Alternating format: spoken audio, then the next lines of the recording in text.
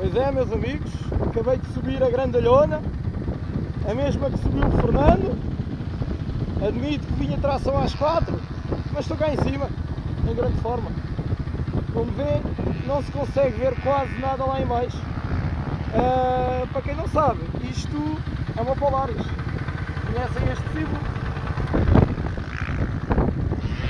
Ora, aí está. Agora vou descer só para vocês terem a noção do que é isto.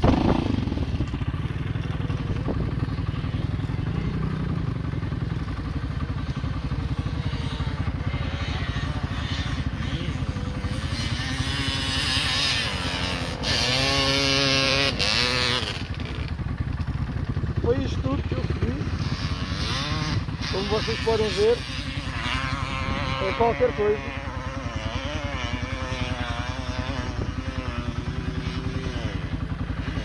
Isto, sinceramente, isto mete muito respeito.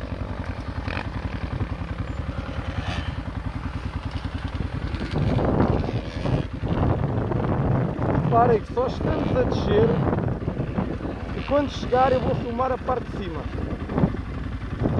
Isto está muito inclinado.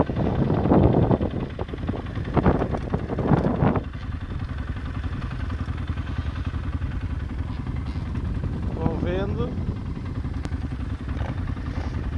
só uma grande máquina é que faz tudo, até aqui onde só andam os canhões, também anda cá esta Polaris, não se trambla. Reparem bem,